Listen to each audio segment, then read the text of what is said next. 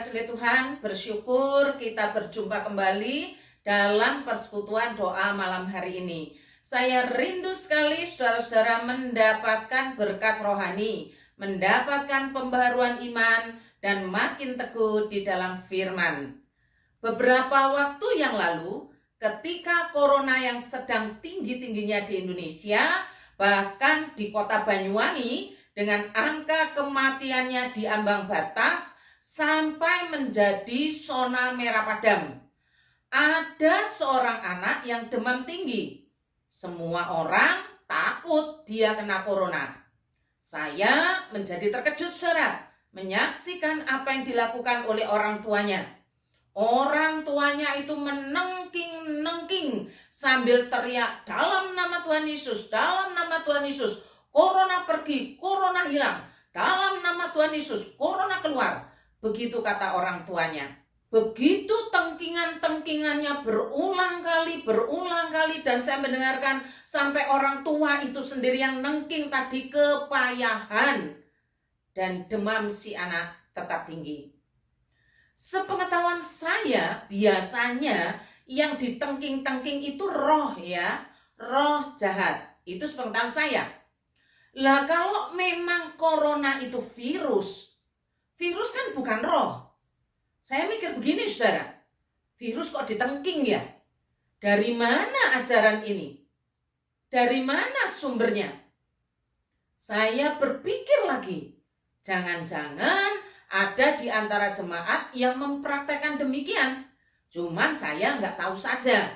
Karena itu, saudara, saya memandang perlu untuk mengingatkan kembali ajaran mengenai dunia roh ini yang terhubung dengan setan atau iblis atau roh-roh jahat. Perlu saudara ketahui, setan atau iblis atau roh-roh jahat tidak selalu ditengking. Karena itu kita perlu tahu bagaimana cara kerja setan, bagaimana cara kerja iblis, bagaimana cara kerja roh-roh jahat itu. Kalau kita tahu, maka kita tidak gampang-gampang nengking, tidak gampang-gampang nyontoh. Karena ada orang nengking, kita nyontoh tengking. Tidak demikian.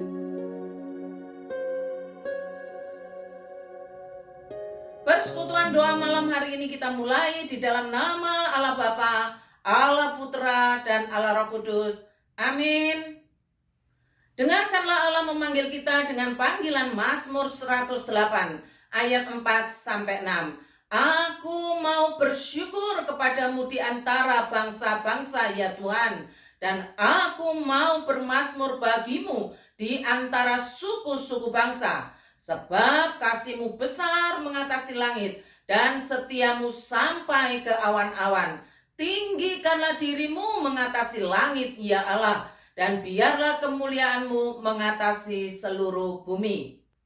Mari saudara-saudara kita tinggikan, kita agungkan nama Allah kita. Kita menaikkan puji-pujian, kami puji dengan riang.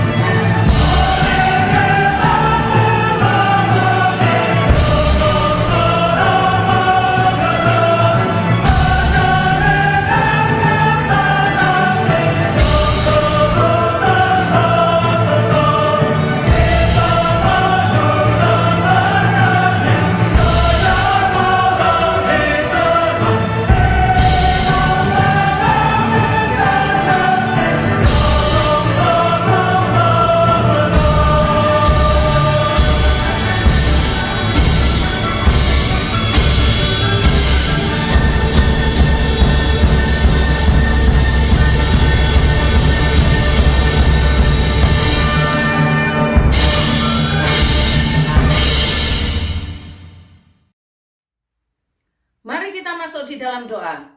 Bapa di dalam sorga, kami bersyukur kepadamu karena Engkau memelihara kami sekalian dengan kebaikan-kebaikan-Mu yang bukan hanya soal makanan dan minuman saja, tetapi lebih luas dan lebih banyak dari semuanya itu. Kami bersyukur karena Engkau masih memberikan kesempatan kepada kami dalam komunitas rohani untuk bersekutu dalam persekutuan doa malam hari ini. Jadikanlah kami satu ya Tuhan, seperti kesatuan tubuh-Mu dan seperti doa Tuhan Yesus yang berkata, dan bukan untuk mereka ini saja aku berdoa, tetapi juga untuk orang-orang yang percaya kepadaku oleh pemberitaan mereka, supaya mereka semua menjadi satu, sama seperti Engkau ya Bapa, di dalam aku dan aku di dalam Engkau, agar mereka juga di dalam kita, supaya dunia percaya bahwa Engkaulah yang telah mengutus aku. Kami memohon pengampunan-Mu ya Tuhan, agar kami benar-benar dapat disatukan dalam damai sejahtera Tuhan kami Yesus Kristus. Terima kasih Tuhan, berkatilah gereja-Mu dengan firman-Mu, agar gereja Tuhan tetap berdiri kokoh di atas firman Allah. Di dalam nama penebus kami yang hidup dan bangkit, kami naikkan doa kami. Amin. Saudara-saudara, dengarkanlah sabda Allah dari Matius 28 ayat 18 sampai ayat yang ke-20. Sabda Allah berkata demikian. Yesus mendekati mereka dan berkata, "Kepadaku telah diberikan segala kuasa di sorga dan di bumi. Karena itu pergilah, jadikanlah semua bangsa muridku, dan baptislah mereka dalam nama Bapa dan Anak dan Roh Kudus. Dan ajarlah mereka melakukan segala sesuatu yang telah kuperintahkan kepadamu. Dan ketahuilah, aku menyertai kamu senantiasa sampai kepada akhir zaman." Berbahagialah saudara-saudara yang memperhatikan setiap firman Tuhan dan merenungkannya atau memikirkannya, sebab saudara akan dituntun oleh Roh Kudus setiap saat. Saudara-saudara, saya ingin memulai dengan menceritakan pengalaman selama saya pelayanan di GKT Banyuwangi yang berhubungan dengan tema kita, yaitu seputar dunia roh yang menunjuk pada setan, pada iblis, atau pada roh-roh jahat. Tahun-tahun pertama saya tinggal di pastori gereja maksudnya, pastorinya jorok, sarang tikus, dan tikusnya itu besar-besar saudara. Bahkan saking besarnya, tikus itu kalau bergerombol bisa mendorong pintu. Baris berbaris, begitu tikusnya itu di angin-angin, di lubang angin-angin itu. Suatu malam saudara, saya mendengar suara orang main piano. Padahal pintu gereja sudah saya kunci, dan itu memang sudah termasuk tengah malam. Sampai-sampai saya berpikir, mungkin tikus yang lagi main keyboard. Tapi saya pikir lagi, kok canggih ya. Mainnya itu bukan sembarang injak begitu, tapi mainnya itu musik klasik. Saya turun saudara, turun ke ruangan gereja, saya lihat nggak ada apa-apa. Itu saya turun sampai 2 kali. Pada kali yang ketiga mau turun, saya cerita kepada Los Yafet, Los Sese, kepada Theo waktu itu, jadi kami berempat. Saya ceritakan bahwa ada suara, dan mereka mengatakan, "Oh iya saya dengar, ayo turun kita lihat." Itu turun yang ketiga bareng-bareng berempat saudara. Saat itulah Los Sese ini terjungkal. Kenapa? Dia lari ketakutan sampai kakinya keseleo, karena naik tangga itu kan agak curam, sampai terjengkang begitu.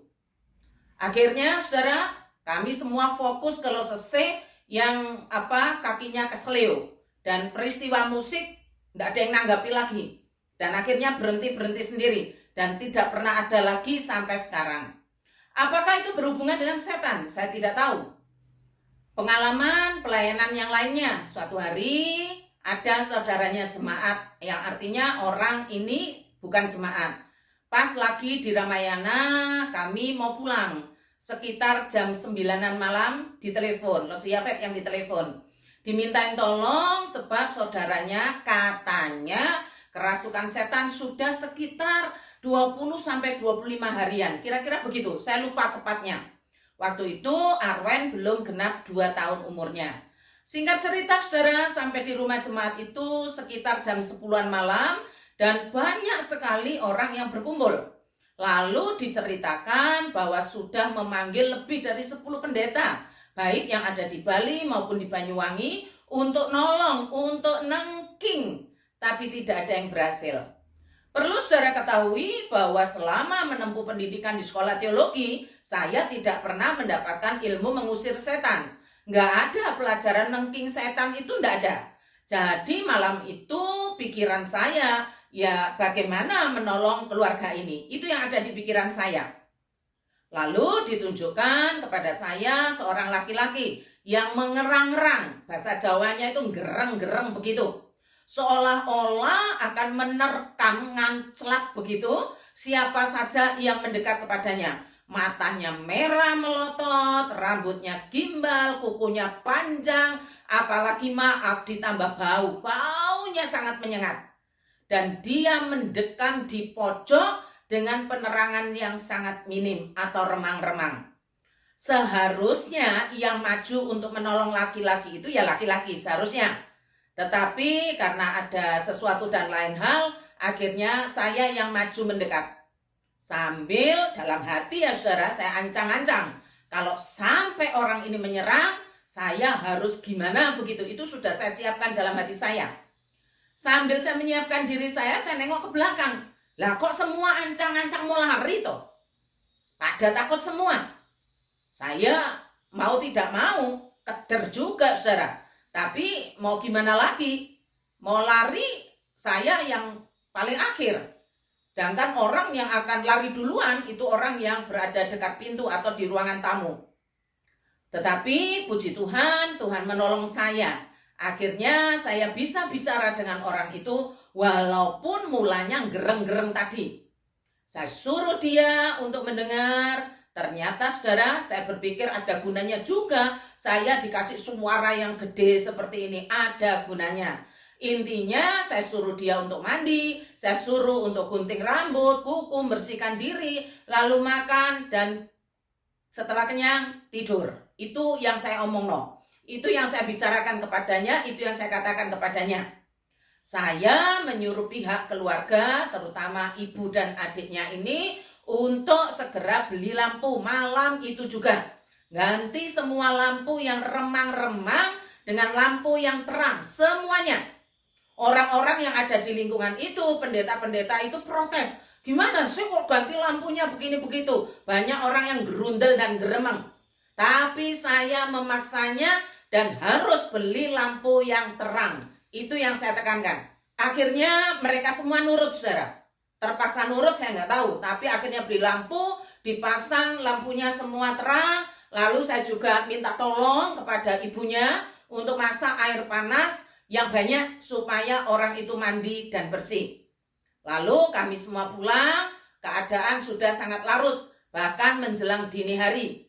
Besoknya pukul sekitar 11-an siang begitu, orang yang semalam ditengking-tengking oleh banyak orang itu datang ke gereja, ketemu saya dan menceritakan apa yang dia alami.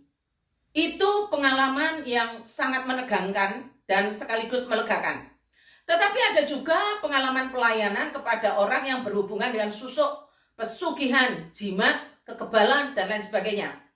Waktu saya dimintain tolong saudara untuk melepaskan, terus terang saya juga gugup. Tapi saya simpan di dalam hati, saya tidak tunjukkan gugup saya.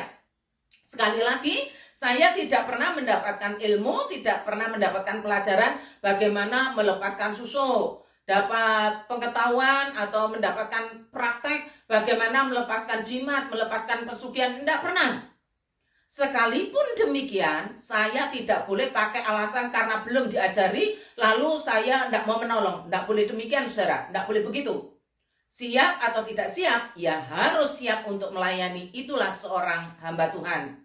Saudara, yang saya ingat-ingat terus, ya Matius 28 yang berkata begini. Kepadaku telah diberikan segala kuasa di sorga dan di bumi. Itu yang saya ingat-ingat. Kepadaku, kepada Tuhan Yesus, telah diberikan segala kuasa di sorga dan di bumi. Karena itu, pergilah, jadikanlah semua bangsa muridku dan baptislah mereka dalam nama Bapa dan Anak dan Roh Kudus. dan ajarlah mereka melakukan segala sesuatu yang telah kuperintahkan kepadamu. Itu kata firman Tuhan.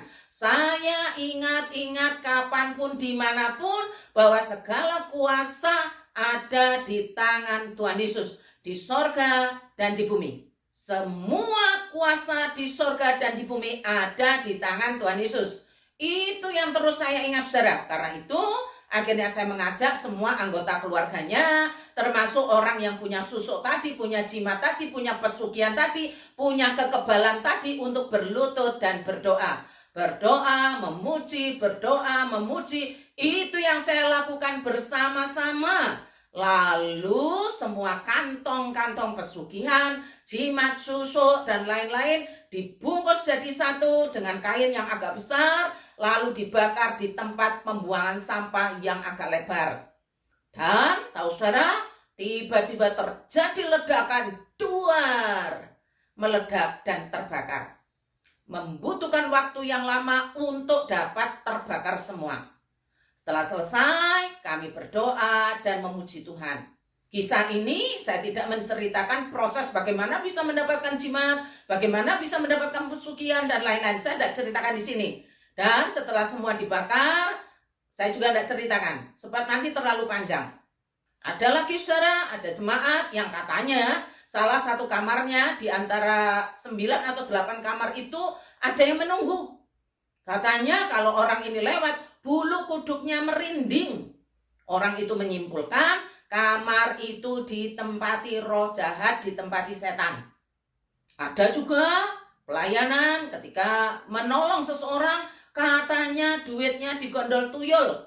Dan masih ada lagi beberapa pengalaman mengenai pelayanan-pelayanan seperti itu yang tidak mungkin saya ceritakan secara detail hari ini.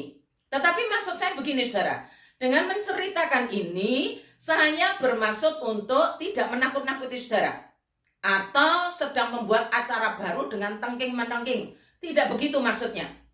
Tapi saya ingin kita semua paham doktrin yang benar. Itu tujuan saya.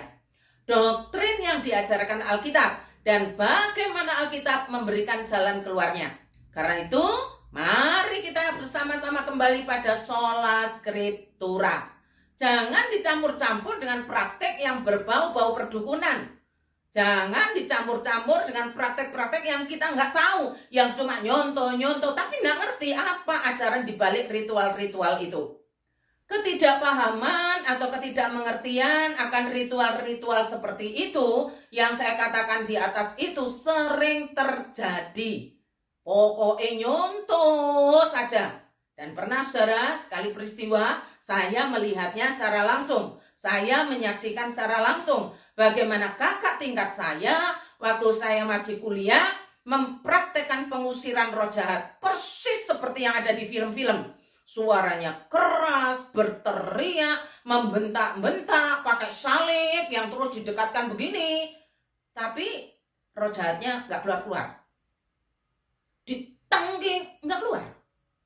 Ditambah yang nengking, nggak keluar. Akhirnya Bapak Pendeta Petrus Pamuji hadir. Kalian itu mempraktekkan apa?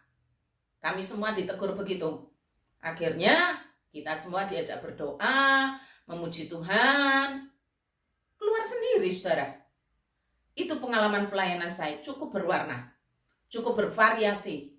Hanya memang tidak mungkin diceritakan semua di sini. Sekarang mari kita mulai belajar. Kita mulai dari definisi dulu ya saudara. Mengapa harus mulai dari definisi dulu? Karena kalau kita tidak punya definisi yang sama, maka prakteknya akan beda. Prakteknya tidak sama. Nah, saya tidak ingin seperti itu. Apa yang harus kita pegang definisinya? Maka saya mengajak semua yang punya Alkitab buku, silakan dibuka bagian kamusnya, ya. Nah, dalam Alkitab buku kita, untungnya kalau kita setia membaca Alkitab yang buku, itu ada kamus di bagian belakang, saudara. Nah, kita pegang sama-sama, ya. Bagian belakang, saudara baca tentang setan, iblis, dan roh-roh jahat. Jadi kita pegang sama-sama yang ada di kamus Alkitab, di Alkitab buku ini ya saudara. Kalau kita baca dan pahami dari definisi yang dicantumkan dalam Kamus Alkitab LAI ini mengenai setan, iblis, dan roh jahat, ditulis begini. 1. Soal setan. Setan dipakai dalam bentuk jamak. Jadi kalau ngomong setan itu banyak. Jamak.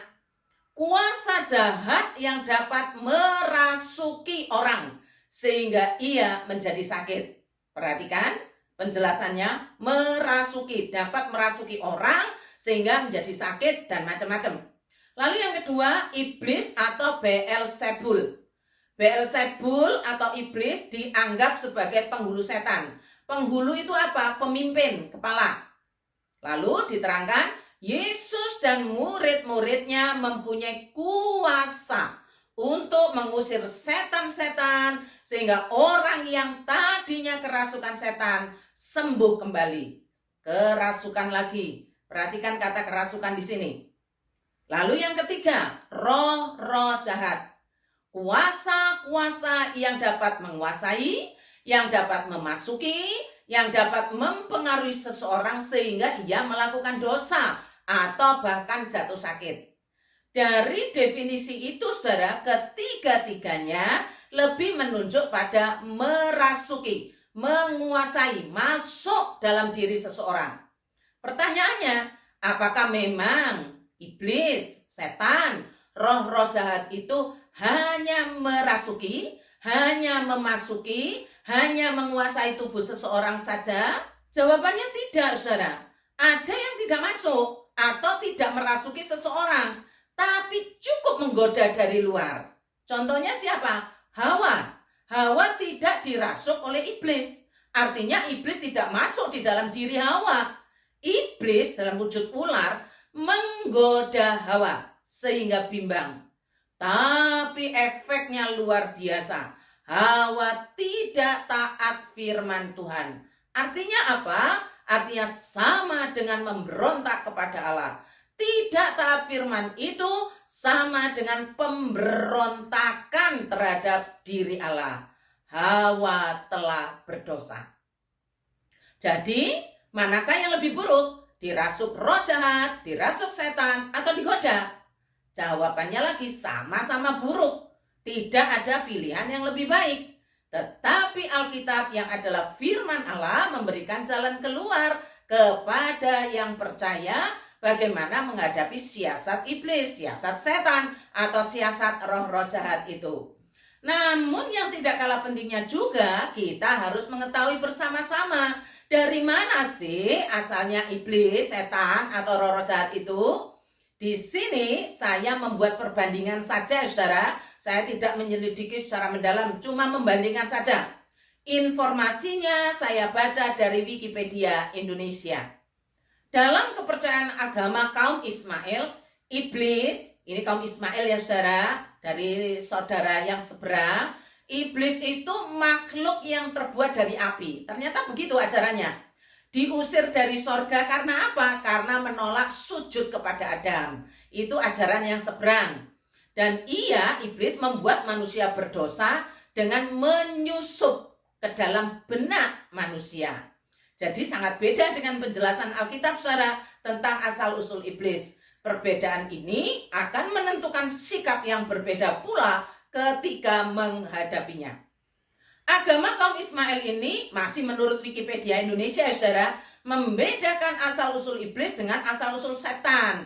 Jadi iblis sama setan itu beda kalau di agama seberang. Dicatat begini saudara, kata setan pada dasarnya memiliki arti sebagai kata sifat. Jadi bukan pribadi, kata sifat yang bisa digunakan kepada makhluk dari golongan jin, golongan manusia, hewan. Menurut agama ini, Allah menjadikan setan dari jenis manusia. Tuh, saudara, sangat beda. Seperti halnya ada setan dari jenis jin. Dan hanyalah setiap yang durhaka yang disebut setan. Bagaimana menurut ajaran Alkitab mengenai asal-usul setan, iblis, dan roh-roh jahat? Ternyata setan, iblis, dan roh-roh jahat itu berasal dari golongan malaikat. Malaikat itu makhluk roh. Iblis adalah makhluk yang mempunyai kepribadian. Iblis adalah penghulu malaikat. kepala yang diciptakan Allah, yang memiliki kedudukan yang mulia, namun akhirnya ditolak oleh Allah dan dihukum oleh Allah karena kesombongannya. Apa kesombongannya? Ia ingin menempatkan diri lebih tinggi dari Allah Sang Pencipta. Setan atau iblis adalah makhluk yang berkuasa yang selalu digambarkan sebagai musuh Allah dan musuh manusia. Jelas ya saudara perbedaannya? Kalau kepercayaan yang lain menganggap iblis itu diciptakan dari api, sementara Alkitab mencatat bahwa iblis adalah makhluk berpribadi dari malaikat, artinya makhluk roh, maka Alkitab menerangkan setan, roh jahat maksudnya, berasal dari satu golongan, satu kompi, satu batalion. Iblislah penghulunya. Iblislah kepalanya. Kalau kepalanya jatuh, penghulunya jatuh, semua pasukannya juga satu. Itu yang dinamakan setan atau roh-roh jahat. Makanya dalam bentuk jamak. Saya ingin saudara-saudara yang saat ini ikut mendengarkan, memperhatikan ajaran Alkitab yang mengatakan bahwa iblis adalah makhluk yang berkepribadian dan berkuasa. Ini penting sekali saudara. Iblis itu bukan dari benda atau api, tapi dari malaikat. Makhluk yang berkepribadian dan punya kuasa yang besar. Yang namanya makhluk berkepribadian itu bisa marah, bisa senang, punya pikiran, punya hasrat, punya tujuan, punya maksud, punya rancangan. Itu makhluk yang berpribadi. Karena itu saudara, orang-orang yang digoda oleh iblis, orang-orang yang dirasuk, itu dampaknya bermacam-macam. Dampak ini memang menjadi tujuan iblis atau setan. Tujuan akhirnya adalah supaya orang yang digoda, orang yang dirasuk memberontak, melawan Allah dan melawan firman-Nya. Kita harus paham benar tujuan akhir yang diinginkan iblis atau setan, yaitu supaya manusia seperti setan, manusia seperti iblis, menjadi pemberontak dan tidak taat kepada Allah.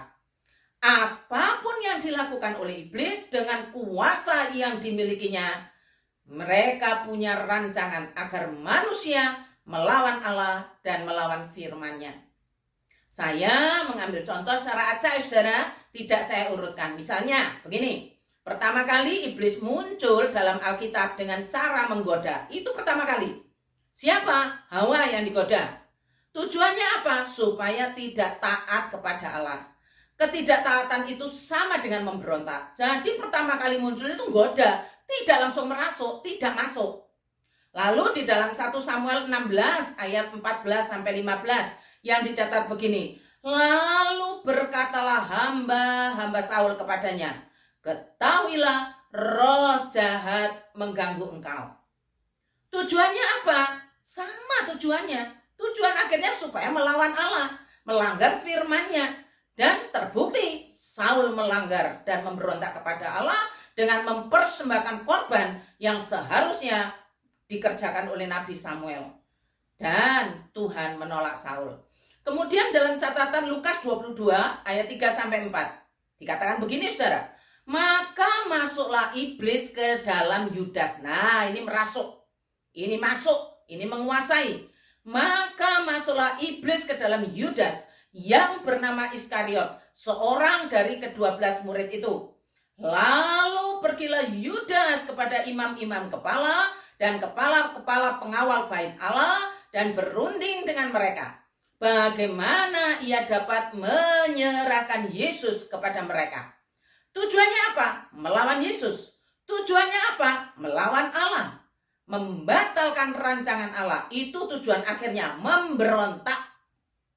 Saudara-saudara, setelah kita tahu bahwa iblis, setan, atau roh-roh jahat itu makhluk yang berkepribadian, yang punya kuasa, yang bisa merasuki seseorang dan menggoda juga tanpa merasuki, bisa dilakukan semua, maka sebagai seorang murid Tuhan Yesus, bagaimana seharusnya sikap kita? Bagaimana iman kita merespon semuanya itu? Maka malam hari inilah kita mau mempelajari bersama-sama. Tidak selalu ditengking-tengking. sakit ditengking, setan ditengking, susah ditengking. Nah, ini kan jadinya salah kaprah. Tidak semua urusan itu ditengking-tengking. Kita harus kembali kepada pokok ajarannya. Ajarannya apa? Maka yang pertama, jangan biarkan iblis, setan, atau roh jahat masuk dalam hatimu. Jangan biarkan iblis, setan, roh jahat masuk dalam hati kita. Tentunya kita akan bilang begini, mana ada seorang yang undang iblis, setan, roh jahat masuk dalam hati saya? Ya enggak ada lah, mana ada seperti itu. Baik, saya akan menjelaskan berdasarkan Matius 12 ayat 43 sampai 45. Firman Tuhan mencatat begini, saudara. Apabila roh jahat keluar dari manusia, ia pun mengembara ke tempat-tempat yang tandus mencari perhentian. Tetapi ia tidak mendapatkannya. Lalu ia berkata, aku akan kembali ke rumah yang telah kutinggalkan itu. Maka pergilah ia dan mendapati rumah itu kosong, bersih, tersapu, dan rapi teratur. Lalu ia keluar dan mengajak 7 roh lain yang lebih jahat daripadanya. Dan mereka masuk dan berdiam di situ. Maka akhirnya keadaan orang itu lebih buruk daripada keadaannya yang semula. Demikian juga akan berlaku atas angkatan yang jahat ini. Saudara-saudara, hati manusia, jiwa manusia digambarkan sebagai sebuah tempat atau rumah. Kalau rumah itu kosong, artinya tidak ada yang menghuni, tidak ada tuannya, maka roh-roh jahat akan masuk dan diam di situ. Bukan hanya sendirian, tapi ngajak segerombolan roh-roh yang lebih jahat lagi diam di situ. Jadi lebih parah. Apa artinya? Artinya jiwa atau hati kita itu seperti rumah. Siapa yang berkuasa di sana? Siapa yang tinggal di sana? Jawabannya hanya ada 2, Tuhan atau kosong. Kalau hati saudara ada Tuhan, maka roh-roh jahat tidak bisa masuk. Pasti itu. Roh-roh jahat atau iblis atau setan tidak akan pernah tinggal bersama-sama dalam satu hati, sebab Alkitab dengan jelas menerangkan iblis adalah musuh Allah. Tidak pernah tinggal bersama. Lalu yang kedua, gambaran jiwa atau hati kita yang seperti rumah tadi. Pertanyaannya, siapa yang berkuasa di sana?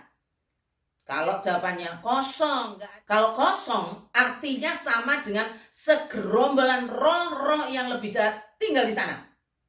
Sekalipun saudara tidak pernah ngundang setan, tidak pernah ngundang iblis, tidak pernah ngundang roh-roh jahat masuk.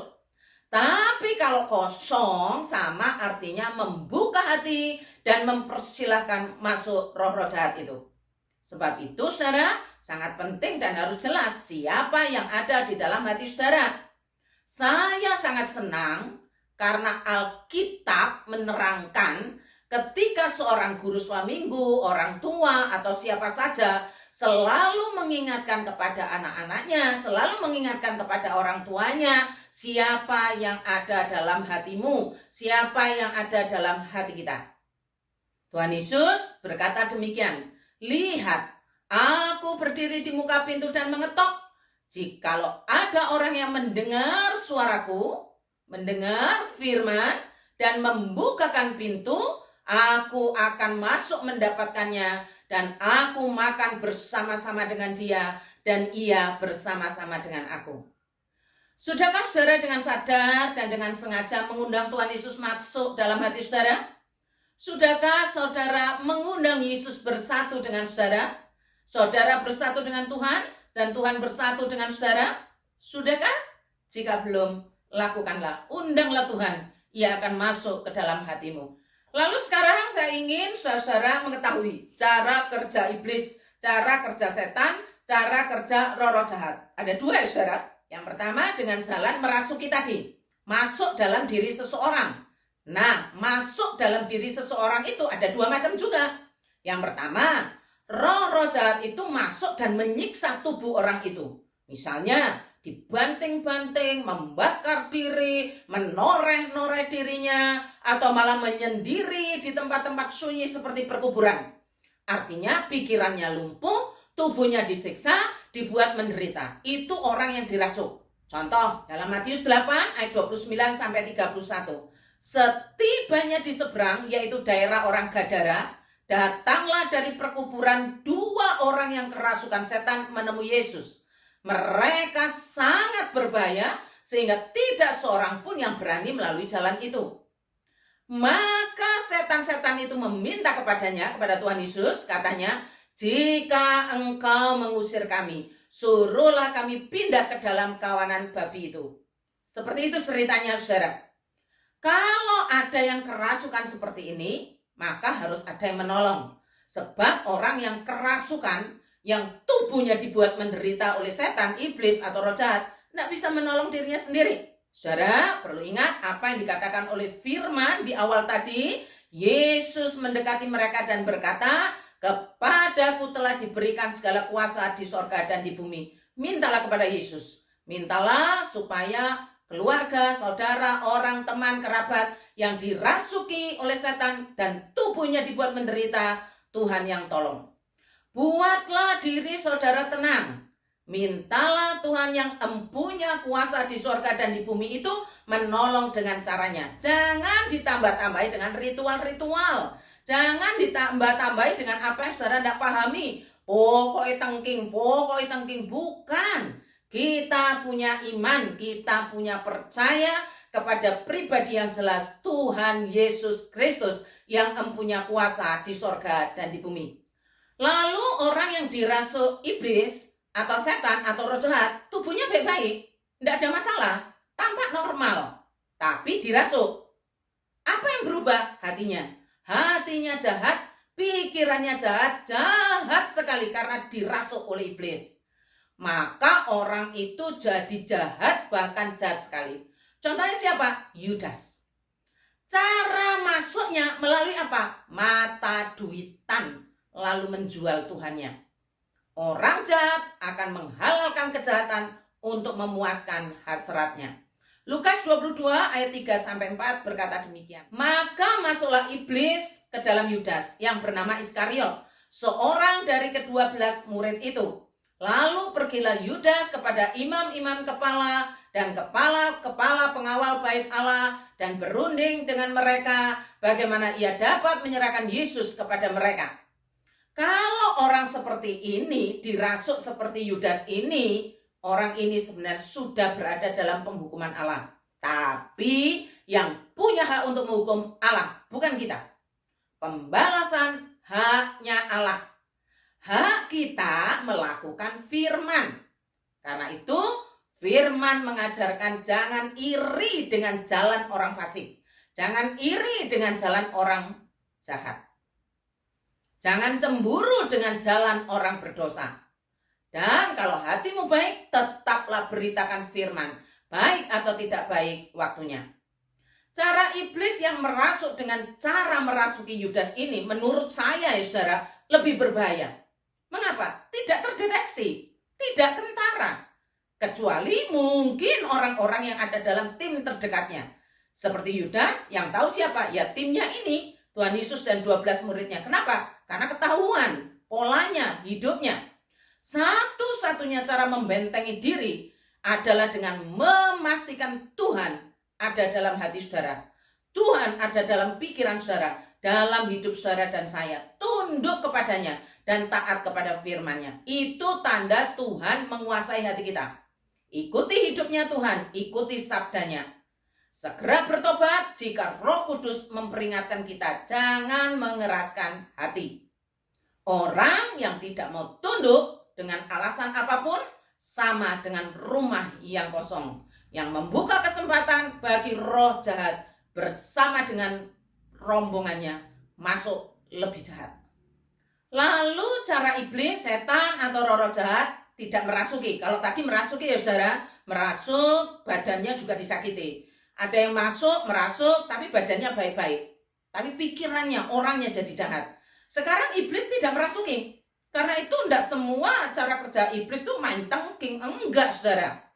Roh jahat, iblis, setan bisa tidak merasuki. Tidak masuk. Sebab apa? Di hati orang itu ada Tuhan. Iblis tidak berani masuk. Iblis tidak bisa masuk.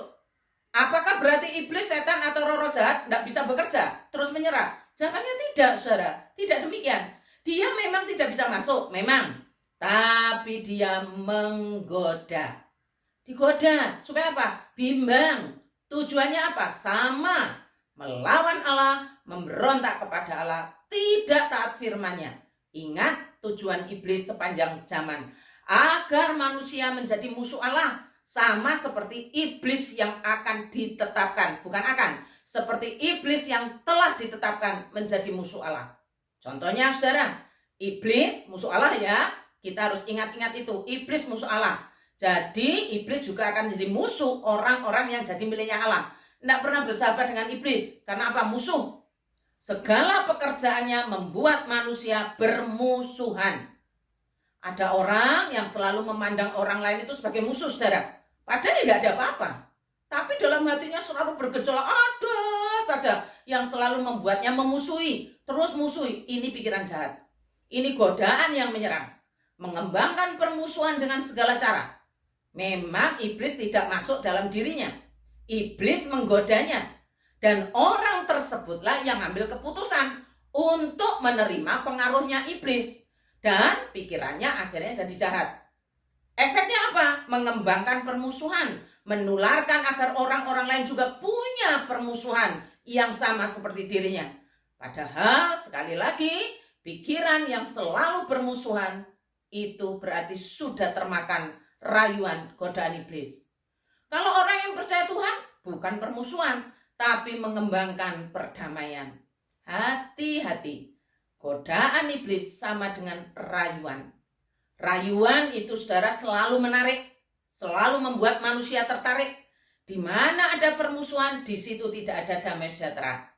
Mari kita berantas permusuhan. Jangan tergoda oleh iblis, setan, roh jahat. Tetapi sekarang mari kita kembangkan damai sejahtera dari Tuhan Yesus. Contoh lagi saudara, iblis kan musuh Allah ya saudara. Dia tidak bisa masuk dalam diri manusia. Ini bagian yang kedua. Kalau yang pertama tadi ada yang masuk, ada yang merasuki. Sekarang tidak masuk. Karena di dalamnya ada Tuhan sudah. Dia tidak berani masuk. Tapi dia menggoda, dia merayu. Dalam perjanjian baru, merayu, menggoda, dimunculkan lagi satu kata, mengaum-ngaum. Nah, iblis ini disebut sebagai bapa segala dusta. Bapa kebohongan. Yohanes 8 ayat 44. Iblislah yang menjadi bapamu. Dan kamu ingin melakukan keinginan-keinginan bapamu. Yang manusia sejak semula. Dan tidak hidup dalam kebenaran. Sebab di dalam dia tidak ada kebenaran. Apabila ia berkata dusta, ia berkata atas kehendaknya sendiri. Sebab ia adalah pendusta dan bapa segala dusta. Kebohongan atau dusta itu bermacam-macam prakteknya saudara. Ada yang logis, ada yang masuk akal. Tapi motifnya sudah bohong atau sudah dusta. Ada juga memang yang tidak logis. Logis atau tidak logis, sebuah kebohongan atau dusta itu pusatnya adalah iblis. Sebab Alkitab menerangkan bahwa iblis adalah bapa pusat dusta dan tidak ada kebenaran di dalam dirinya. Sama seperti sebuah rumah yang kosong. Rumah yang kosong sama dengan tidak ada kebenaran. Berarti rumah yang kosong membuka pintu lebar-lebar bagi masuknya dusta dan kebohongan. Berarti iblis yang menjadi bapaknya dan diam di sana. Bagaimana cara Alkitab menolong kita keluar dari rayuan kebohongan, rayuan dusta si iblis? Jawabannya, berkatalah benar. Hiduplah sebagai orang benar, tempuhlah jalan orang benar, maka kita tidak menempuh jalan orang fasik. Kalau kita menempuh jalan orang benar, pasti tidak menempuh jalan orang fasik. Tapi kalau kita tidak menempuh jalan orang benar, pasti kita menempuh jalan orang fasik. Hati-hati, iblis cukup lihai menggoda dengan niat untuk berdusta. Hati-hati, selalu ujilah niat hati kita. Baik kepada Tuhan dan firman-Nya yang melahirbarukan kita dengan firman itu. Uji niat kita. Apakah kita berpaut dengan sepenuh hati kepada Allah? Saudara-saudara, pada zaman dahulu, zaman Alkitab, lebih banyak orang yang dirasuk iblis. Dirasuk setan, dirasuk roh-roh jahat. Hal itu bisa kita baca dalam semua catatan Injil. Betapa banyaknya Tuhan membebaskan orang-orang yang dirasuk, orang-orang yang dimasuki oleh iblis. Ada yang dibanting-banting, ada yang sakit, ada yang bisu, ada yang tuli. Iblis selalu membuat orang itu menderita dan juga membuat orang lain juga menderita. Zaman dulu sangat banyak. Zaman sekarang bagaimana? Saya percaya di zaman modern ini dengan segala kecanggihannya, saya tetap percaya masih ada orang yang dirasuk, masih ada. Tapi yang paling banyak orang yang dirasuk pikirannya oleh iblis seperti Yudas. Tubuhnya baik-baik saja, badannya baik-baik saja, tapi jahat sekali. Dan segala rancangan jahatnya ada dalam kandungan hatinya. Zaman sekarang paling banyak seperti itu. Dan ditambah lagi, orang menjadi jahat, bahkan jahat sekali, uanglah yang jadi senjata utama untuk menaklukkan orang jahat. Tamak, mata duitan, dan lain sebagainya. Uang, uang, dan uang. Menjadi nomor satu dan menjadi jahat akhirnya orang itu. Dan yang tidak kalah pentingnya saudara, iblis itu menggoda, merayu, supaya manusia masuk dalam jebakannya dengan saling bermusuhan. Hati-hati, apa saja dapat dijadikan bahan permusuhan dengan cara berdusta, dengan cara berbohong. Alkitab dengan tegas menerangkan, iblis adalah bapa segala dusta. Nah, kalau kita sudah tahu seperti ini, maka kita tidak akan mudah sedikit-sedikit tengking, sakit tengking, iblis tengking, itu tengking, jatuh tengking. Enggak, saudara. Tidak seperti itu. Ingatlah bahwa iblis, setan, roh jahat itu makhluk roh. Tidak dapat dilihat kasat mata. Tapi makhluk berpribadi yang punya hasrat, punya keinginan. Keinginan iblis apa? Melawan Allah. Menggoda manusia supaya apa? Melawan Allah. Memberontak kepada Allah. Tidak taat firman-Nya. Iblis ingin manusia seperti dirinya. Jadi musuh Allah. Firman Tuhan berkata dalam 1 Petrus 5 ayat 8-9. Sadarlah dan berjaga-jagalah lawanmu si iblis. Berjalan keliling sama seperti singa yang mengaum-ngaum dan mencari orang yang dapat ditelannya. Lawanlah dia dengan iman yang teguh. Sebab kamu tahu bahwa semua saudaramu di seluruh dunia menanggung penderitaan yang sama. Iman hanya dapat dipelihara dengan firman. Pastikan bahwa rumah hati kita tidak kosong. Pastikan Tuhan ada dan diam dalam hati kita masing-masing. Tuhan memberkati saudara-saudara sekalian. Mari kita berdoa. Kami bersyukur dan memuji-muji Engkau ya Allah, kalau Tuhan tidak membukakan dalam Alkitab, mana kami tahu kalau iblis itu makhluk roh dan berpribadi, yang bukan hanya merasuki tetapi juga menggoda dan merayu, sebab mereka punya kuasa yang besar. Kami bersyukur ya Tuhan. Tuhan, tolonglah jemaat-Mu agar mempercayai Tuhan dan firman-Nya, sehingga seperti yang Tuhan katakan, demikianlah yang kami kerjakan. Sadarlah dan berjaga-jagalah, lawanmu si iblis berjalan keliling sama seperti singa yang mengaum-ngaum dan mencari orang yang dapat ditelannya. Lawanlah dia dengan iman yang teguh, sebab kamu tahu bahwa semua saudaramu di seluruh dunia menanggung penderitaan yang sama.